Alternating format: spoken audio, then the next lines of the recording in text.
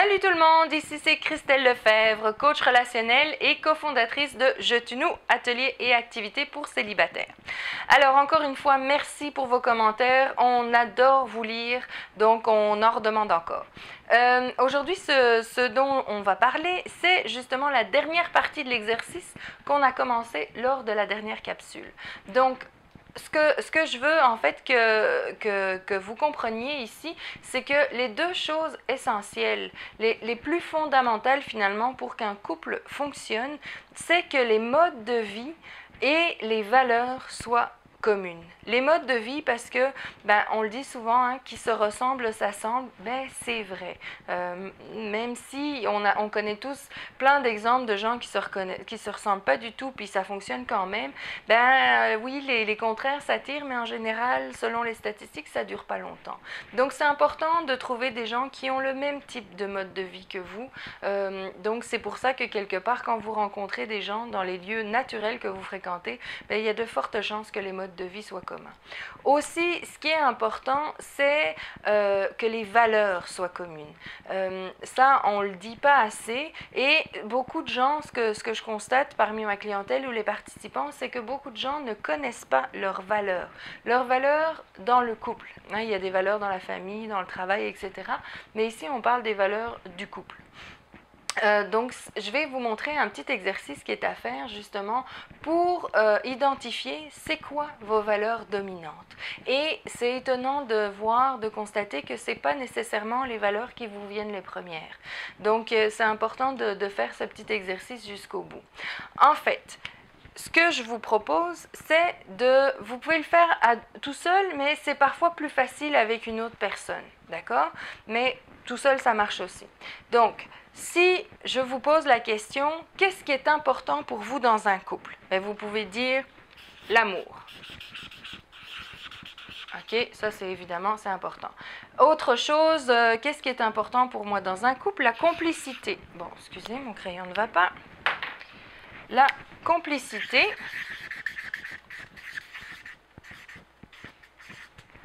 Continuez à vous poser la question, qu'est-ce qui est important pour vous dans un couple? La fidélité, éventuellement. Autre chose, je donne des exemples au travers de mon chapeau, mais vous prendrez ce qui vous convient. C'est le partage.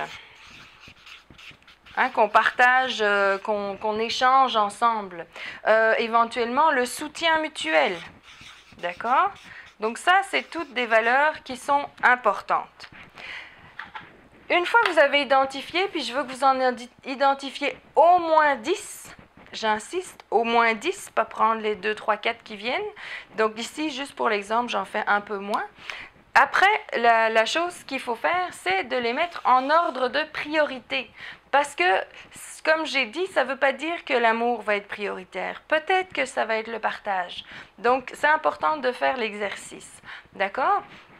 Donc, qu'est-ce qui est le plus important pour vous? Donc ça, c'est la question qu'il faut vous poser.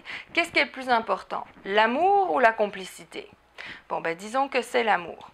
OK, qu'est-ce qui est le plus important? L'amour ou la fidélité? L'amour. Qu'est-ce qui est le plus important? L'amour ou le partage? L'amour. Qu'est-ce qui est le plus important? L'amour ou le soutien? L'amour. OK, donc numéro 1, c'est l'amour. Donc, vous ne serez pas bien dans une relation de convenance. Déjà, je vous le dis. Donc, on barre ici. On refait le même exercice. Qu'est-ce qui est le plus important pour vous? La complicité ou la fidélité? Ah, la fidélité. Qu'est-ce qui est le plus important? La fidélité ou le partage? La fidélité. Qu'est-ce qui est le plus important? La fidélité ou le soutien? Ah, le soutien.